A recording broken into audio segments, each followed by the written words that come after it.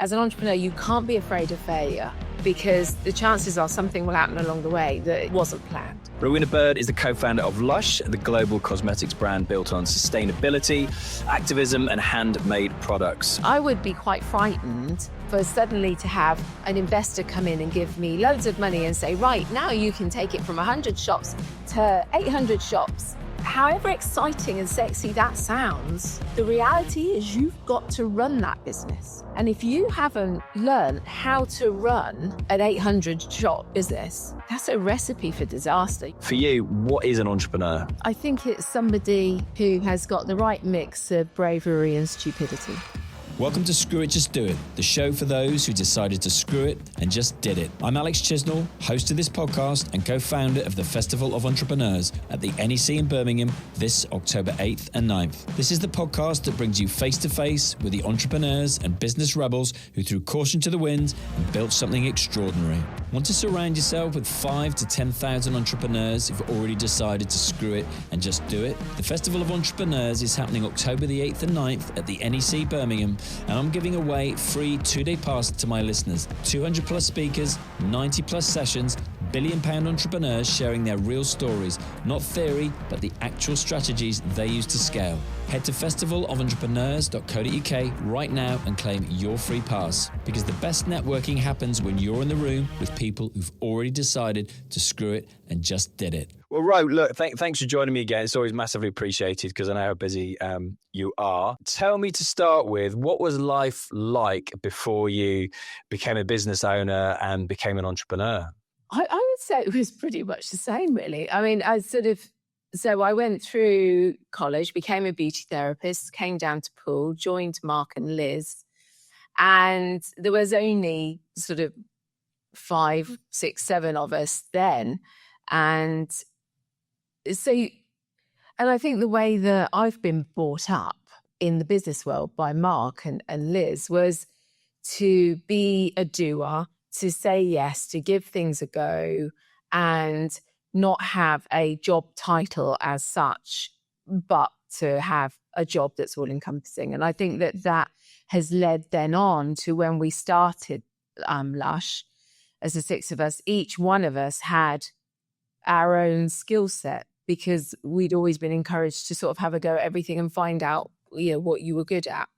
And I think that made a difference. So I don't really, there was no difference between going to, before Lush and after. It's organic growth, really. And now I do more of what I've always done, but with more people. And did you ever see yourself, like back in those days when you trained to become a beauty therapist, etc., did you see yourself ever building a business? Was that something that was on your radar? I think you always think that, I probably thought I'd have my own salon, because I think that when you do your training, they give you all the business side of it as well, because I suppose that's what most people do. They're going to work on their own, sort of like the visiting houses, or they're going to start their own clinic or own salon. So, I thought I would probably have my own salon. It's turned into much more than that.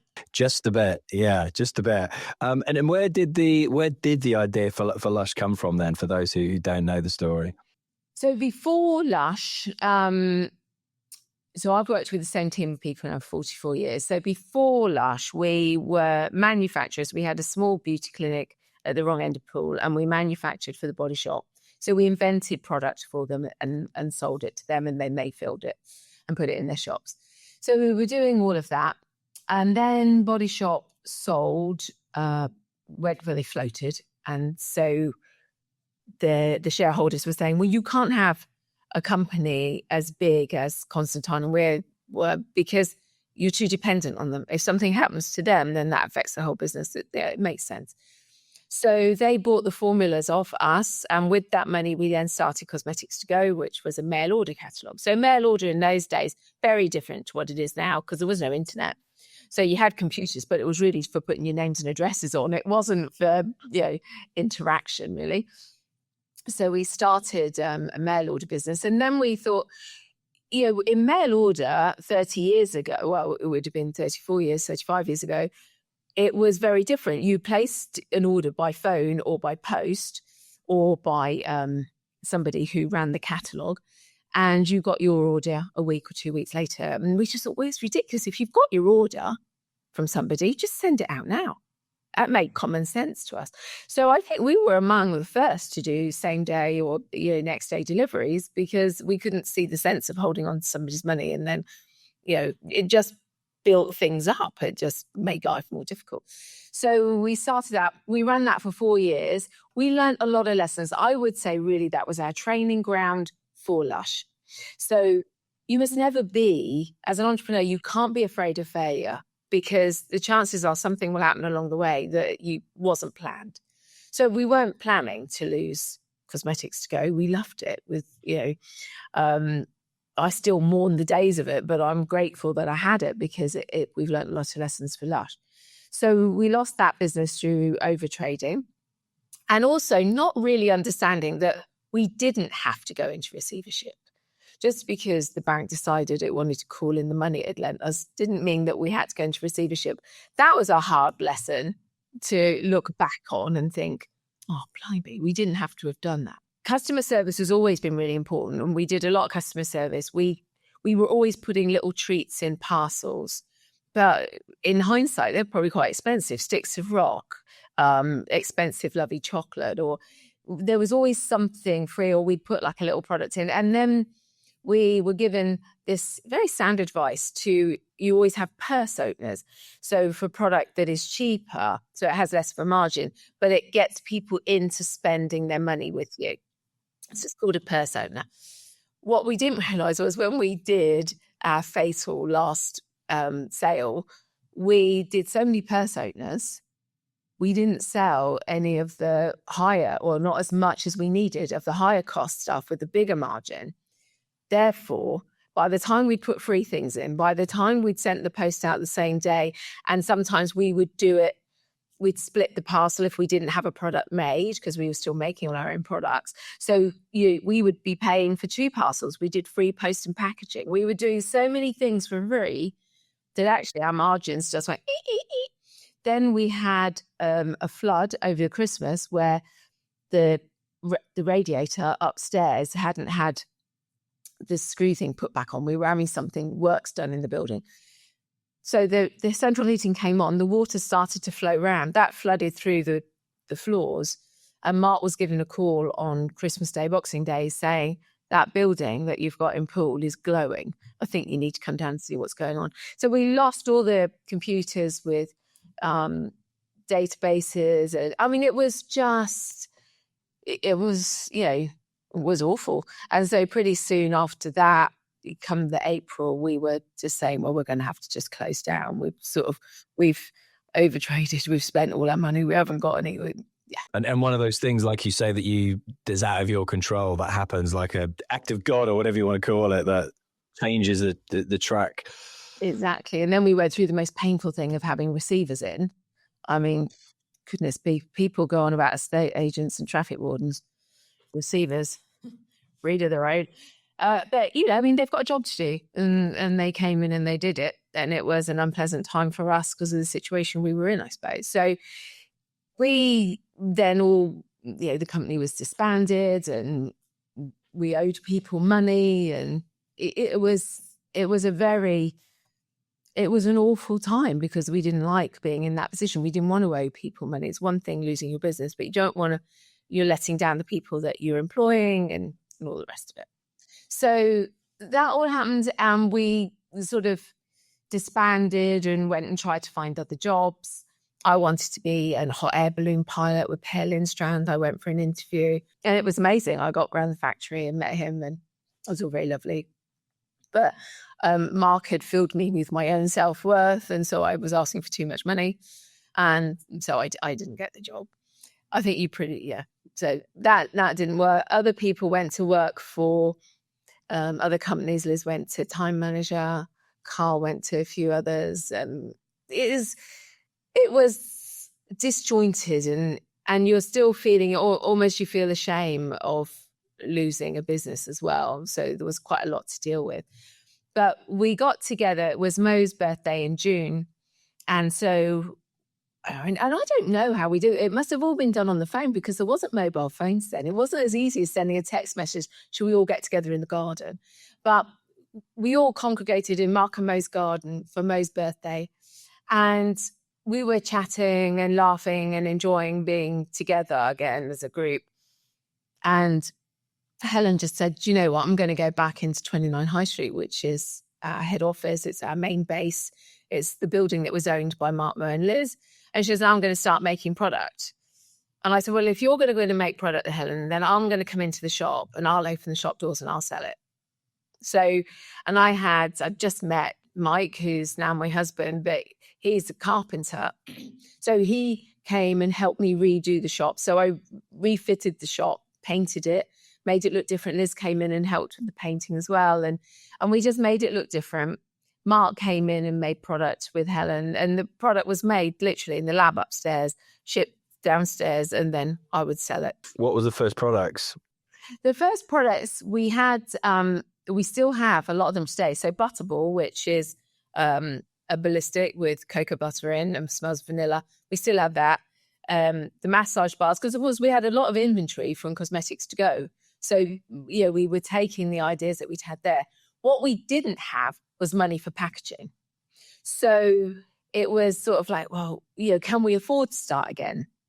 We are very much of the mindset that if you haven't put quality ingredients in, how can you get quality out? And we'd have made things that didn't really need any packaging. The solid massage bars, ballistics, the solid bath bombs, the solid shampoos. So we'd made product that actually didn't need packaging. Soap. But we used to package it in Cosmetics Go, but we realized actually we didn't need to. We thought, let's put it out without packaging and see what people think. I didn't think people would like it. I didn't think they'd go for it. We wouldn't want people to touch the product that they were going to buy. But in actual fact, people didn't really mind. Didn't need all that excess packaging. We then, so we put those out, and then Mark and I and Jo, who was our first employee, she knocked on the door one evening. It was always like that whole thing. Here's the job. Whereas Mark and I were in the shop and I was writing blackboard signs saying, this product was great for this. We went round on a tour. We went to Oddbins where they used to write, I don't know if they still do, used to write on blackboards in what the wine is great with. And I always remember this wine was particularly great, the Spag Bog. And it was like, Paul Smith, where Mark used to love to shop, but couldn't afford to now. And that was all the wooden furniture. We went to a big cheese shop in Covent Garden in Neal's Yard, where the cheeses were just great big ones that you cut.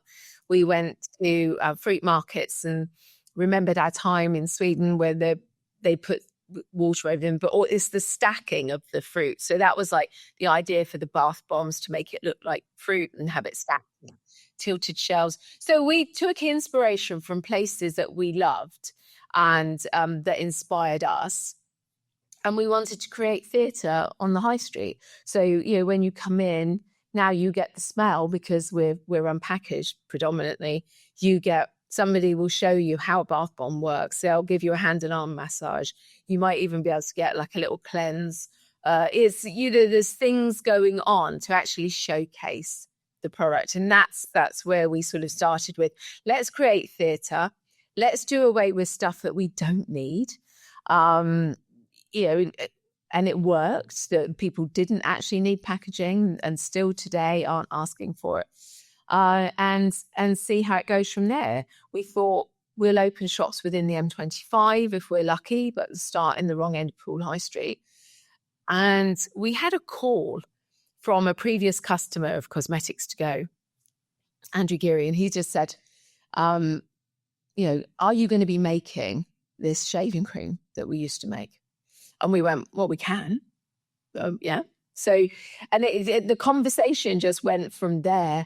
And he was working with somebody in London who would invest in companies. And we were always a bit nervous about having people invest or anything, because it was the bank pulling the plug on us that meant we lost. So that made us a bit nervous. But anyway, Mark went and had conversation with Andrew and with Peter. And Peter offered to invest a certain amount of money and I can't remember what it was, but it was something like £230,000. It wasn't a huge deal. But that I can say that today, but 30 years ago, it felt like a lot of money. But it was under the things that we would be paying it back. He was like a temporary manager in the business, and we would be paying it back. So we didn't give him shares in the business or anything. Ah, okay. Yeah. I was going to say here, because 100% owned. Absolutely. So we were still 100% owned. And Mark, we were following Mark. He was our boss from before, and he was very generous in so much as he gave the ones of us that started again, so myself, Helen, Paul, Mo, Liz, and himself, he did shares between us all. So obviously, being sensible, him and Mo, being the married couple, have the majority of the shares. So at any time they can pull rank, and they have over 51%. So the business is in their control. But it belonged to all of us. And I still think today that was a very generous move, because he didn't have to do that. But because we'd have all still worked for him and with him because of our respect for him. I was going to say, why do you think he did that then? Because of the esteem he held you in and what you could bring to the business? Well, I think so. But also, he is a very generous man. He's very and his nature, yeah. He's not a greedy man either. So, most of the money he earns, he gives away. It's sort of, he's doing something with it. We had a joke yesterday where I said to him that I'm going to start up another bank account. Any dividends he gets are going into that, because to stop him spending it in case he needs it. It's sort of, we're sort of, you just, oh, for goodness sake. Because he used to do that to us. I mean, Carl and I both had our credit cards as youngsters cut up because they weren't good for us, because we had to learn to survive on our money. So, yeah, payback time.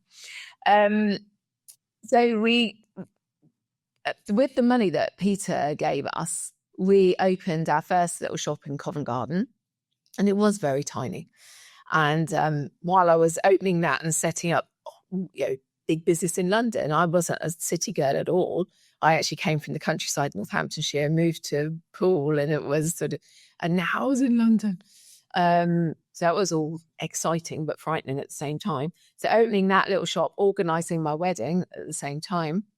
And by the time I got married in July, by August, we were opening our first big shop at 80 square metres on the King's Road.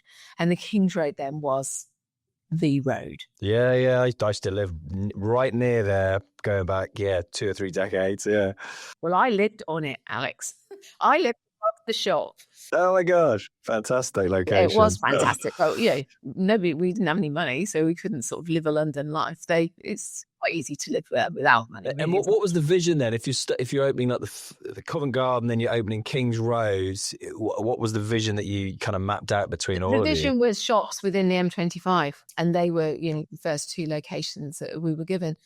But from being on the King's Road, one of the important lessons always you're told is location, location, location. And it's really important, because if people don't know who you are and you stick yourself off a back street, people are never going to know who you are, because so few people will walk past you. But if you have nerves of steel and you think, right, let's open on the King's Road, let's be visible. We weren't in the best area of the King's Road. We were further up. So we were in the second half rather than the first half, but it was still a great location. And from there was eyes on us. So we had somebody from Croatia see us who wanted to take business back. Their sister-in-law, it was after the Croatian War had finished, and she needed to find something to do to support her 2 children. She'd lost her husband. And we were seen by Canadians that were on holiday in London. And it was sort of like a late honeymoon for them. They'd just been married as well, at a similar time to Mike and I. And they kept coming into the shop, and I kept saying, look, we're new, we're not doing anything, we're not going to be selling, we don't know anything about doing business elsewhere.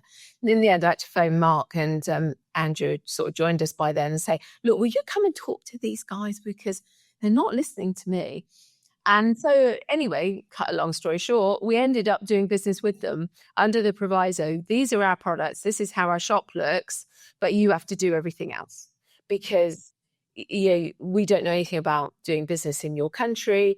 We don't know anything much about exporting. And so, but if you want to do that half of the business, we will will be the product and the invention. And so it's like a formal agreement, lawyer, draft a contract. Yeah, okay.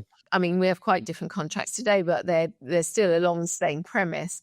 And also, whenever we find a new partner for a new country, because that's our preferred method, is to have a local person running their business. So an entrepreneur in their own country running that business. And the criteria is not how much money have you got and do you want to do it? It's like, how do we all get on? Would we sit and have dinner with you? Would we like to spend time with you? Then have you got enough money? What's your reasoning for wanting to do that? Do you share the same feelings as we do about quality, about the product, about not testing on animals and all those kind of things? So, and if all of those things align, then they become a partner. So that means when we have a partner meeting, it's a thing of joy. Yeah, you like the people. Yeah, you're surrounded by friends. It's really nice. I mean, obviously, things happen and somebody can get a bit niggly at times, but it's not unpleasant. It's lovely. It's very much like a family. You all get niggly, don't you, with your brothers, sisters, mums, dad. So there's niggles. And the majority of the time it's a great place to be. So, yeah, that really then led to opening a year later in Vancouver, shortly followed 2 weeks later by Croatia. And then after that, the countries just sort of rolled in and we expanded out, and now we're in 53 countries. But because over the 30 years, it's been slow and organic. When we paid Peter back, I think it took us 4 years, but we paid Peter back, and we paid him back I think it was treble what he invested to make it the best deal he'd ever done. And that was our aim, was to pay him back for the best deal and we would be the best deal he'd ever done. And that's what we did. So and that made us feel good because we were standing on our own 2 feet. And that's always been, even today, we don't have huge loans in the business. We look at other companies and we think, blimey, they've got millions. They're in for millions. And it's like, and we're not. So, hundreds of millions. We have a bank loan every year, and that carries us through our busiest time. But even we're working towards the end of hopefully never having to have that again. That's only started again since the pandemic. So, but it's paid off Christmas, which is our peak season. So that's the way to manage it. You take that short-term loan when you need it, when you need to invest in all your raw materials, whatever they are, for whatever business you're doing. And then you pay it back when it's return time. So for us, that's Christmas. And how has that served you so well, like growing organically? And you had at the time, as you say, this vision, which was literally just like the M25, but obviously 53, 54, 55 countries later, over 40 years, I guess you said. 30 is Lush, yeah. 30 is Lush, okay. How have you been able to do that? And what kind of numbers did you go, like in kind of, clumps of years, like every 5 years, or how did that kind of go? How did that curve look? I don't know if it was so much a curve as a wavy line, because you would do... we decided, okay, we'll go abroad and we'll do shops abroad. This because Canada and Croatia seem to be working. So then you'd get quite a few people coming in, and it'd be opening quite a lot. And for me that was great fun because I absolutely love to travel. The other founders, luckily for me, don't. It's not their big thing, but for me it is. So I could get to be in charge of expansion from that point of view, from new countries. So we'd go and have opening 5 new countries in a year, and then maybe the year after only one. And then the shops are coming along, we're looking for the areas where they can be, but we're funding our own shop opening rather than asking for money in again. And I think because that's organic, you actually keep a grip on your business. I would be quite frightened, even knowing what I know now, for suddenly to have an investor come in and give me loads of money and say, right, now you can take it from 100 shops to 800 shops, all, you know, and just go for it. And he's like, but I wouldn't know how to run 800 shops from 100 shops. And I think that's what people must think. You know, please think of that, because however exciting and sexy that sounds, the reality is you've got to run that business. And if you haven't learned how to run an 800 shop business and you go from 100 to 800, that's a recipe for disaster. You're then going to be bringing in people out of desperation, maybe, to work with. There's a lot of pitfalls I could see doing that. But I think for us, yeah, we have enough challenges as it is.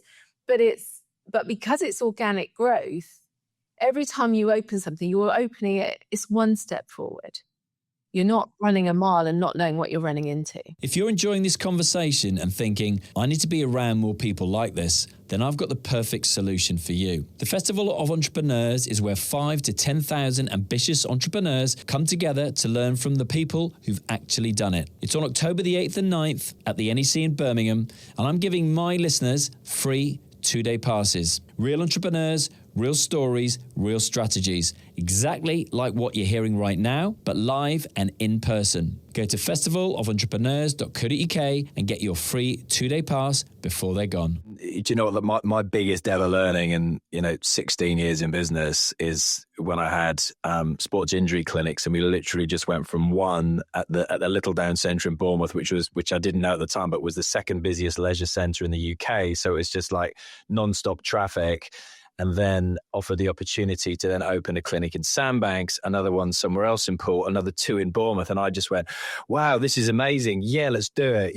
Went for it, recruited a load of people. And then there's like, these leisure centres, there's just no traffic. And then you're robbing Peter to pay Paul. And then you're running all of these, discounted, remember all those deal sites you used to be able to like buy something. And before you know it, as you said, the margin, there is no margin, and you're literally, like you're saying, taking it from the golden goose in Bournemouth at the Little Down. And for me, you can see people who look at that exactly as you say and think, oh, this is amazing. I can literally have 1,000 shops in 10 years. Let's go for it now, 100 a year. And you just literally work things out, take advice from those who've been there before, and think very carefully about how's this going to impact your lifestyle as well, in your family and all of those kinds of things. Well, and like you said, not each location works the same. Not all our shops work the same.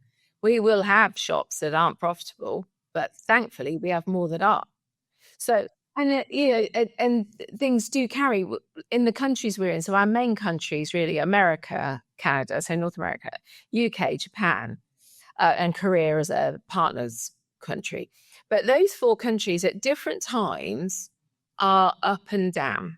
So, at the minute, Japan not doing so well, but it's okay because the UK and North America are, so it supports them. There was a time where Japan was supporting us. So, as long as you can keep the balance, that's okay. But it's about recognizing when somewhere isn't working and thinking, right, why isn't it working? Going through all your options, because it never looks good to close things, because that makes people think, maybe it's not as good as I think it is. So will I go there? No. So it doesn't look good to close things, but you've got to look at it and think, right, well, is the manager right? Is the staffing right? Is the offering right for that area? Are we in the right location? Has the foot traffic moved? Is Little Down Centre still the second busiest? I don't know. Has somebody else overtaken it? You've got to look at all of those things and make sure that all of those things are right before you go, in my opinion, okay, we've tried everything. It's got to go. We've got to give up on that one and we'll move somewhere else. Business is fascinating, isn't it? Because it's not a single conscious stream of thought. It's 1,000 things going on all at the same time. It's all the threads, and sometimes some threads are sort of slipping away and you've got to pull them back in, and you don't look at those, and then others you've got to pay attention to all bits. And so that by then, of course, your teams do grow and you employ more people because you've got to, because you can't keep doing it all as it gets bigger. How many people do you think you have working for Lush now? Like, is it going to be first and secondary, isn't there? Like, number of people that are... Well, there's around the world, it's 18,000. Whoa. Around that. And then that expands up to 1920 when at Christmas. So we start taking on people from July, August, and that's throughout the manufacturing and through stores because you need more people on the floor. But that's the other thing. You know, we're very passionate about giving people good advice when they come in.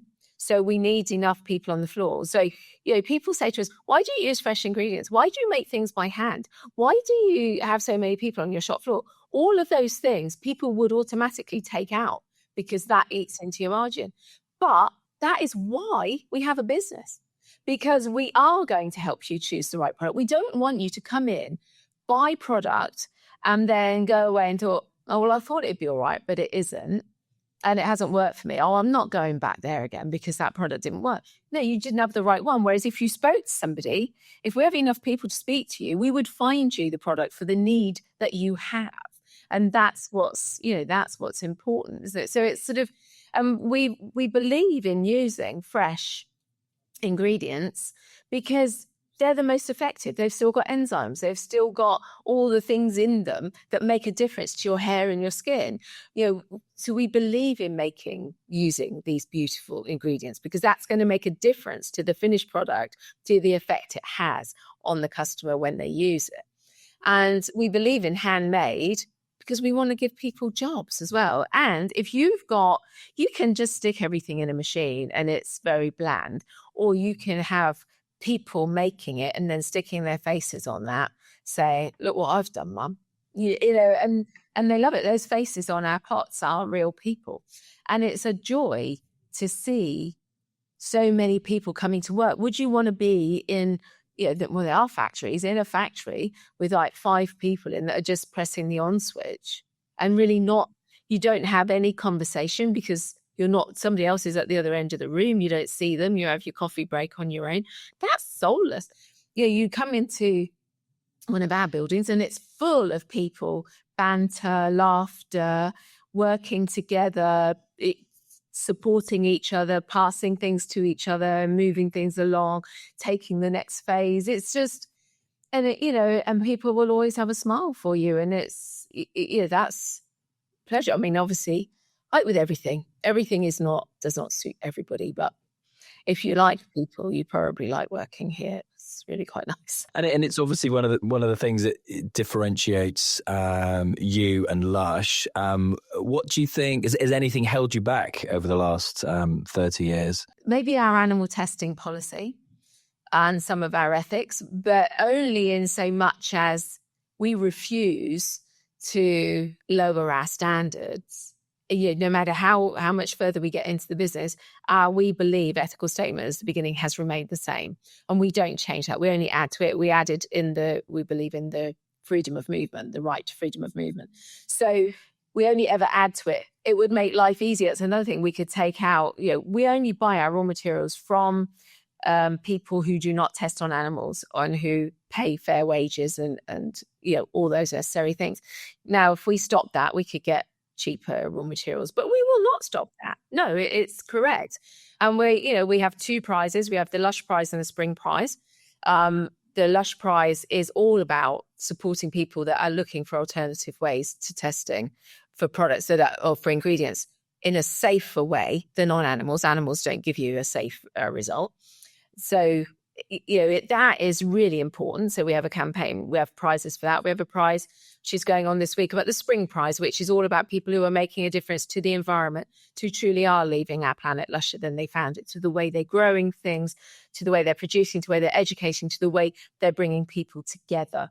And we have our charitable arm, it's our charitable giving, where we give, at the moment, it's 75% of everything that we make from a product that we sell for a particular cause goes to that cause. So we find causes that we want to work with, and they are grassroots ones. because there you can make a bigger difference. You're working with people who have the same passion as you do for what you do. They have that passion for what they do. So we don't give it to big companies. We're looking, the big charities, we're looking at small grassroots ones, and we're drawing attention to things that we think people should know and giving them an education. We're just telling them about it. We're not telling them how to think about it. We're giving them an informed decision. And those are things that make people actually want to work for you. So have things in your business that make people want to be part of your business.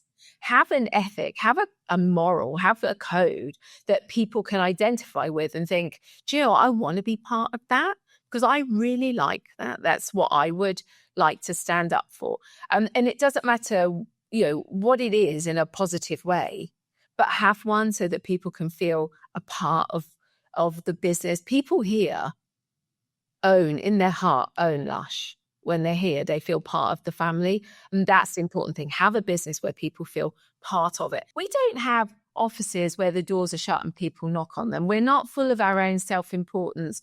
You know, we're still, you know, I'm Rowena or Row 21. It's Mark, it's Mo. It's, you know, you can come in and give me a hug whenever you like. I'll sit and have coffee. It's like we're all just part of it. Because we're all in it together. And you can imagine a lot of people are going, ugh. But it's what's so important to make people feel, you know, they are actually part of the business. And that, I think, is what makes it a success. At what point, like going back early stages again, did you, you know, what was the screw it, just do it moment where you literally went, I'm all in, because you'd had that failure? It sounds like that happened really early on for you then. Yeah, I would have been in 11 years in. I spent 14 years working with Mark because it's 44. So for me, I mean, you know, we have one of our founders now. He's a newer founder, but he worked with us through Cosmetics to Go and through Constantine and Weir. So when he came back to us, it was lovely. But for him, he couldn't join us straight away because he had a young family and had to find a proper job.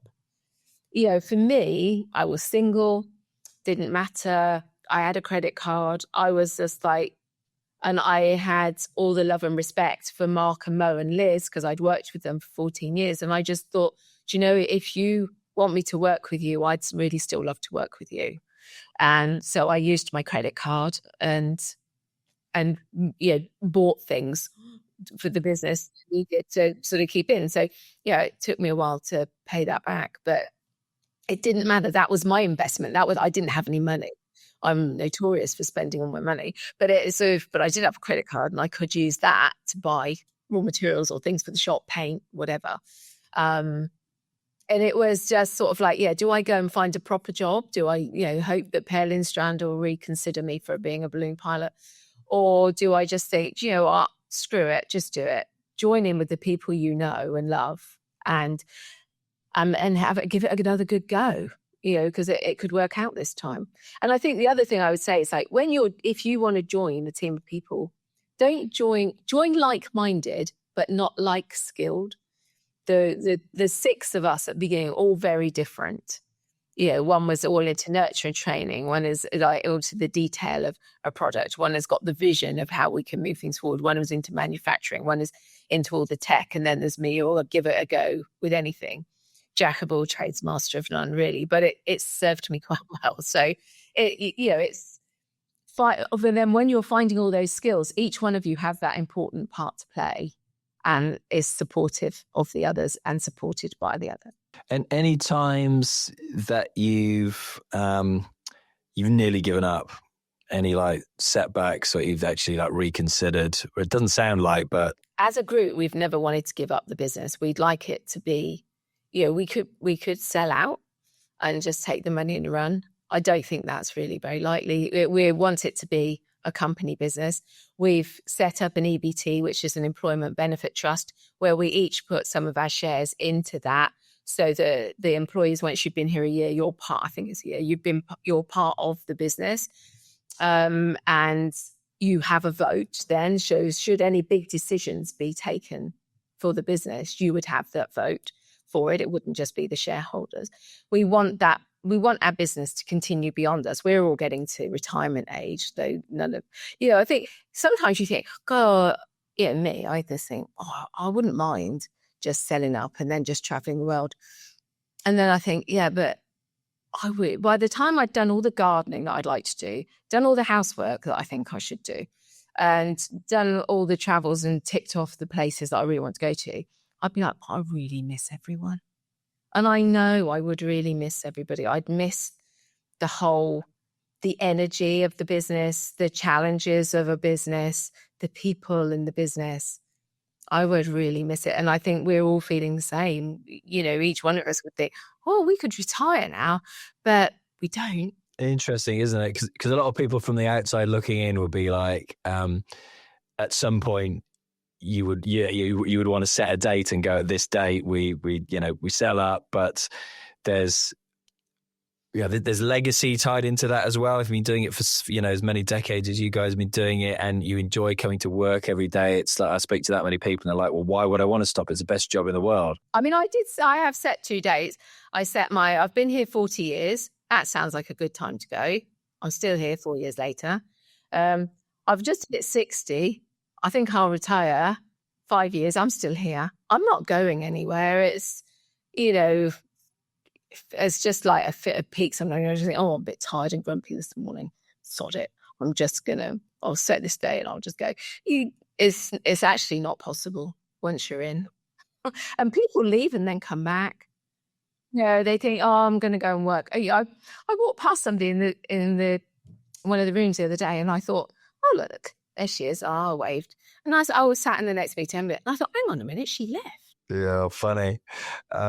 When it comes to the vision, like the original vision, as we say, like, M25 for the shops, 40 years old, what does that vision look like now? Do you ever like remap that out as all the founders? No, we're too busy looking forward. We don't look back very much. We learn from mistakes. We're good at that. But we're always looking forward. There's more countries to have Lushes in. So there's more opportunities for entrepreneurs to take our business and do their own with it. I had a business book idea the other day. I don't know whether we'll ever do it, but it's 21 ways to run the same business. Because that's what we have. I've got 21 entrepreneurs that in 21 different countries, well, there's more than 21 countries. Some of them have more than one country, but 21 entrepreneurs that are running Lush in a different way to us, but it's the same business. It's the same business, but they're running it their way. And I think that is really interesting as well, because, the stories and the things that have happened to them and the challenges that they have. Okay. Yeah. No, I love it. And so I get that, like, future vision, there's always more countries. And I guess with you being the one who enjoys to travel, you'll still be able to indulge your love of travel. What about, again, maybe coming back to that book, what do you want to pass on to like this next generation of founders and entrepreneurs? I would say don't do it on your own, but that's from my point of view, because I like having people with me, and I like having somebody to go, if I go, well, that was a bit of a shit day, wasn't it? And then they go, yeah, but we did do. So always having somebody with you that when you're up, you can lift them, when they're down, and when you're down, they lift you up. So I think picking your team is really important.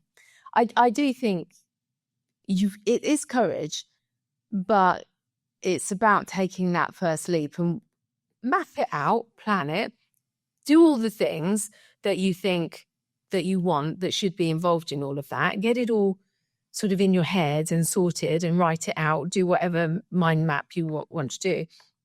And then once you've done all of those things, and then put like what could go wrong. And if you still feel you want to do it, then just screw it and just do it. Because what's the worst that can happen? But don't take big investment. Don't make yourself beholden to somebody so it no longer feels like your business. I'm with you 100%. I always literally just say, and I always got this from, working with Richard Branson for, nearly 20 years plus. And it's just like, ultimately make a calculated risk. Don't make an miscalculated risk, but make a calculated risk. And ultimately, if it's not going to kill you, what is the worst that can happen? You fail, you learn your lessons like you've done and hopefully I've done, and you go again. Couple of rapid fire questions for you to finish off, Ro, and just say the first thing that you think of. For you, what is an entrepreneur? I think it's somebody who has got the right mix of bravery and stupidity. Love it. What does scale up mean to you, and where are Lush on that journey at the moment? Scale up should be organic and at a pace that keeps you in control. What does the UK need to do to produce more scale ups like Lush? It needs to be a darn sight more supportive.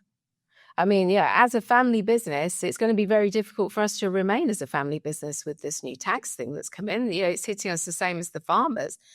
And that is misguided, and that may well put a lot of people off starting. And I think that's going to be a huge shame because, where's the encouragement? And we do need to be encouraged. The government needs to make it appealing because it's hard enough starting your own business without the government trying to hold you back while you're busy pulling forward. Yeah, come on, guys. Support the entrepreneurs and the creativity. We're an amazing country. People are amazing all around the world. Give them that opportunity to make the most of what they've got and then tax them afterwards. But, afterwards. Exactly that. Why do you think America is better at producing scale-ups and unicorns than we are? No, maybe they get more breaks or whatever at the beginning. Because that's, when an entrepreneur comes to us and says, I'd like to take Lush to my country, then what we don't do is strip them of all their money at the beginning. Say, yes, jolly good. Let's rub our hands and we'll have all of that money. No, we don't do that because if they've got a chunk of money that they want to invest and start that business, we want them to use that money to invest well and start the business well. Start it right, and it will continue to be right. If we take all your money away at the beginning, you can't start it right. It's like, I bought my Lush license. I haven't got any money now to do it. I mean, what would be the point of that? So, I mean, just let's think a bit clearer. Let's think more forward instead of trying to get ourselves into this is as politicians, get yourself into the history books. Yeah, indeed. Last question for you. What can entrepreneurs, business owners expect to hear and learn from you at this year's Festival of Entrepreneurs? I don't know if I have any other stories. It's probably going to be the same. We've told them all already. Well, I mean, around that time, we will be opening in India. So I'm hoping that we either open the week before or the week after, because I'd really like to. I opened India the first time, I don't know, 27 years ago. I'd really like to get back and see it open again. The country just wasn't right for us at that time. It managed to go for like 2 or 3 years and then it collapsed.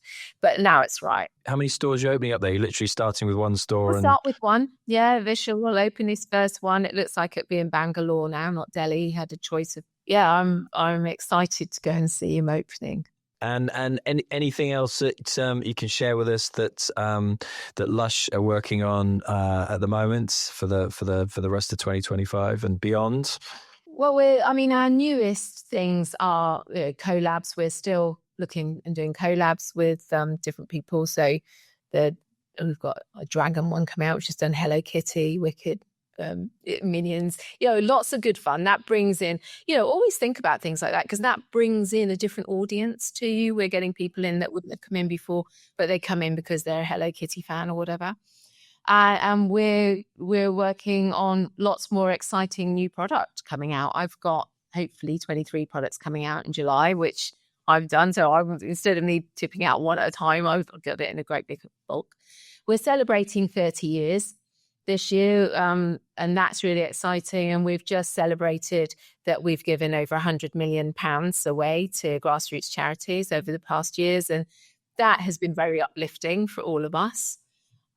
So keeping that going, but we're continuing with lots of new products and lots of new innovation to find those products for every need. We're curating the shops now to make room for products, so that you might go in and find, they don't have this particular product that I like to buy, but we can put it aside a long tail. We're still making it, so we can get that sent to you. So we're looking at other ways of being able to have a huge selection of things for you without costing the earth, and being able to satisfy customers, but without having to take bigger shops that cost you more on your bottom line. So 30 years. So I remember chatting to you for the first time, and it was coming up to 25 years. And I'd said, what are you going to do to celebrate that? And you're like, I don't know. I don't think we are.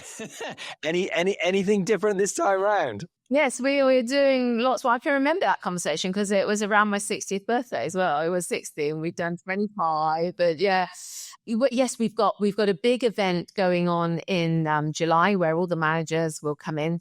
We haven't been able to do that since the pandemic. So we've got lots of the managers from around the world coming in, and we'll all be celebrating. I'm hoping, I've got to give somebody a nudge, but we wanted to do the Lush Olympics throughout manufacturing. It was an idea from the Canadian factory. And I think that would be genius. That, fastest bomb presses and all that. But the quality's still got to be there, guys. There's so many fun things that you can do in manufacturing. So we'd like to do that. Nuts. Right. I will let you get on because I've taken up nearly an hour of your time. So thank you very, very much indeed. As always, much appreciated indeed. That conversation just proves something. You are the average of the 5 people you spend the most time with. So here's my challenge. Upgrade your network. The Festival of Entrepreneurs is happening October the 8th and 9th, and I'm giving my listeners free 2-day passes to get in the room with 5,000 to 10,000 entrepreneurs who are actually building something. This is where the risk takers, the game changers, and the people who've decided to screw it and just do it come for inspiration, education, and connection. Don't just listen to their success stories, go meet the people living them. Grab your free pass now, because the biggest risk isn't taking a chance, it's missing the opportunity entirely. If this conversation resonated with you, don't just sit there, act on it. Make sure you follow or subscribe for more game-changing conversations, and remember, the only thing standing between you and your business breakthrough is the decision to screw it and just do it.